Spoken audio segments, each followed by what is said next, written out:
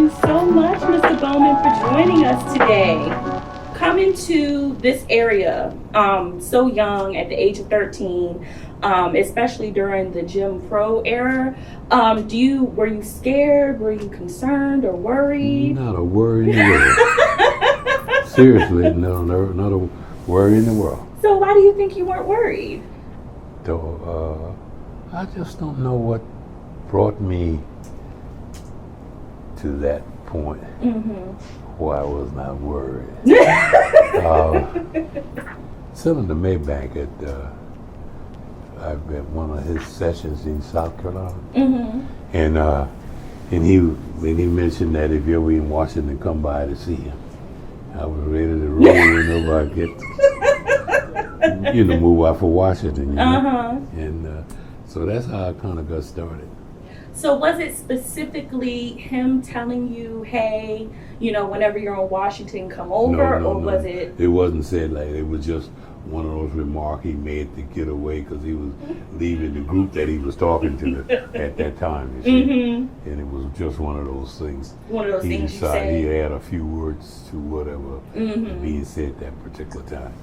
Okay. Now I have taken a glance at the book because of course, right? So I've read in the book that you root for the little guy, you root for the underdog. So why do you think you have that mentality? Because I was a little guy once, and I was a guy that people didn't root for me or do what they did, I wouldn't be where I'm at today. That's true. That's very true.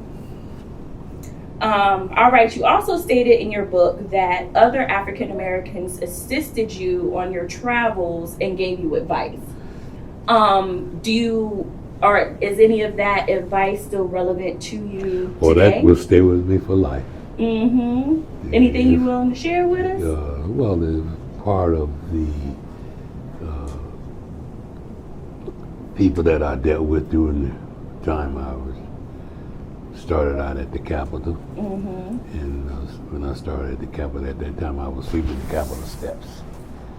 So from there, I went on to doing other things in the Capitol, which were part of my deal of running away from home. And I've always said that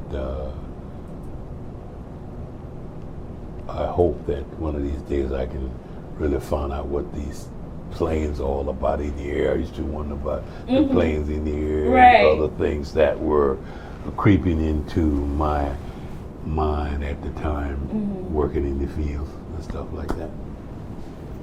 Since you brought up working in the fields, I want you to try to take us back to those farm days. What did a typical day look like for you? Well, you had the hope of one of these days you won't be doing the field and doing the plowing and picking cotton. Right. And all that stuff. It was just something that I was glad to get rid of. And I figured I never did like the farm. You didn't like the farm? No, indeed. I didn't like no farm at all. I always said one of these days I'll be somewhere else. Somewhere that's not on the farm. That's and not look on at the you, farm. not on the farm. Not on the farm. Alrighty. Also read a little bit about your limousine service. Yeah. Tell me a little bit about that. Well, the limousine service came about because I've always wanted to do more than just one thing. I did limousine service, cab, and drove a cab for a while.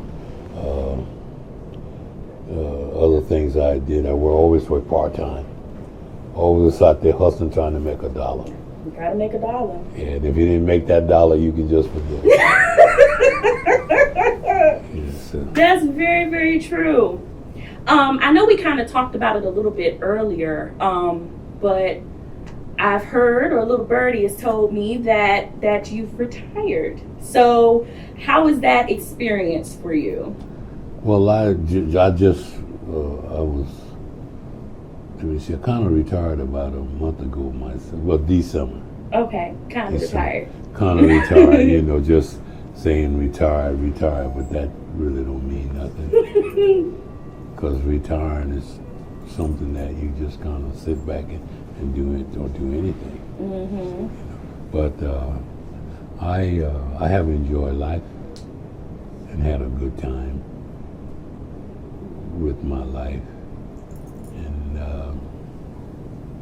hopefully that I'll be able to share the moment of what they call it, the slow walk into China. Slow walk into China. I like that. And that was one thing that I've always enjoyed. But, you know, being a retiree, I wasn't exactly a retiree. I was just a person out there, you know. Yeah. And the being out there was really great. And being in a position to retire whenever the time comes was true. Great. That's true. Nothing beats that. Yeah, because I know that a lot of people can't afford to. No, you just can't jump up and say I'm retired. You gotta do something. You should be doing something. Exactly. Not just sitting around not doing anything, you know. So what are your plans for retirement? I have no plans. Oh, all right. We're gonna see where I'm just gonna keep trucking. Keep trucking. And keep rolling as the time go by. I'm not mad at that. I agree with that 100%. Alrighty, so let's talk a little bit about Capitol Hill. How do you feel about being one of the longest serving staff members on Capitol Hill? How does that feel for you? It's a good feeling Mm-hmm. that you are the only one and you've been there all these years. I didn't realize how many years I was there until people start bringing it up. So we gotta bring it up. Bring it up. How long you been working on the Hill?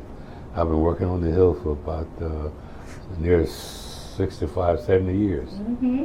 And that was doing all of the time back to meeting people, working with the credit union, doing a lot of work for the credit union and things like that. I've always enjoyed working extra time for the credit union.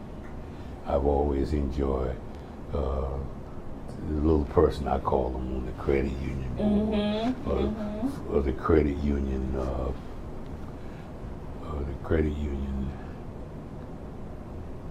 information that you can give to other people during your time, or you can always have them that, you know, you've been through that rope before. Yep. You dealt with this particular person before. Right. You've been with the little person, and my little people are the ones that people seem to overlook a lot of times. And hopefully that anything that come up that they want to know why this or that didn't happen, check with me and I'll tell you. We'll see what we can do to solve the problem. I like that. I appreciate that too, because it's not a lot of people that are willing to look for or root for the little person. So I definitely appreciate that. So working at the Senate, what prompted you to join the credit union? It was where they needed help. We couldn't even join it one time. Credit union, I wasn't able to join. Right. And I'm not saying why. I won't say why. But okay. They didn't want me to become a member of the credit union one time. And that's what prompted me to get in and really do what I can to make sure that everybody got treated the same. Exactly. Is that what made you want to join the board for the credit union? Not really. I was just a person that moving along, anything that I can do, I did it. Stuff like that. Alrighty. This kind of goes into that though. Do you think that your presence on the board made an impact or an influence for equal treatment for everybody? Well, I think the equal treatment came about to make sure that people who wasn't getting what they should get, that they were able to get it and to see that they get it.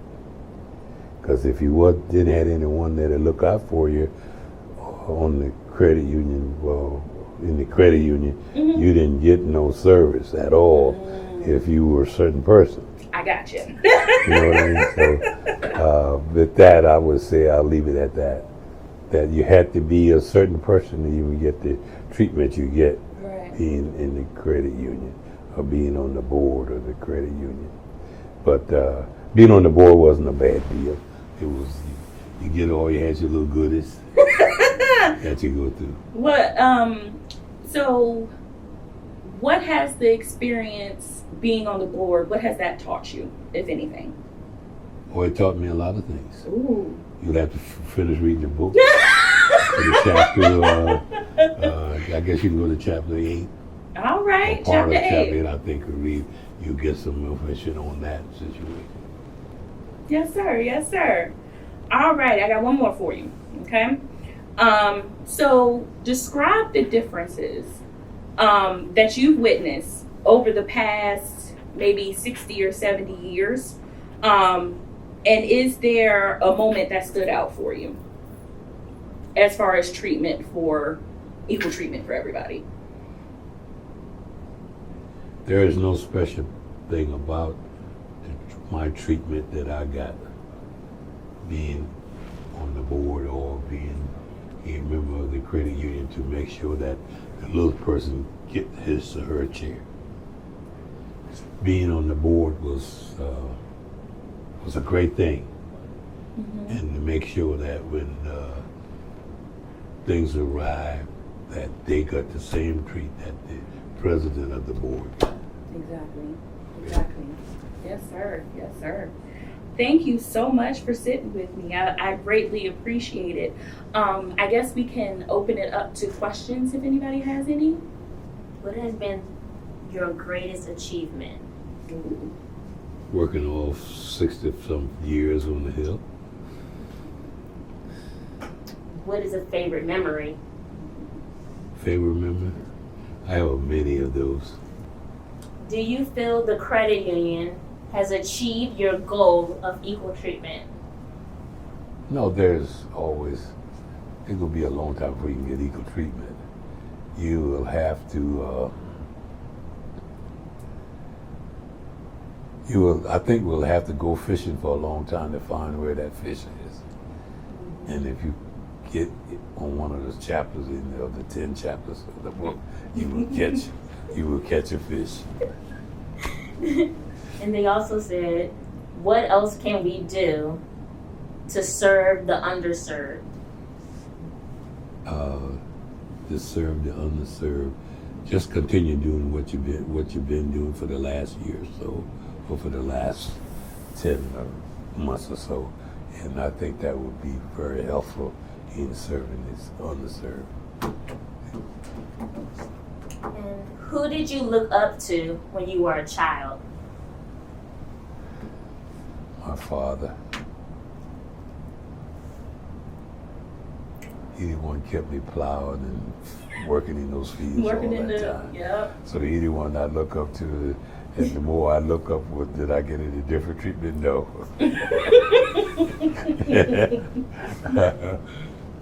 Someone said, do you have plans to write another book? I don't know. I may and may not. So to answer the question, I don't, I may write another book. And what do we need to do to look so good at 90? At 90, tell them to treat people the way they would like to be treated, and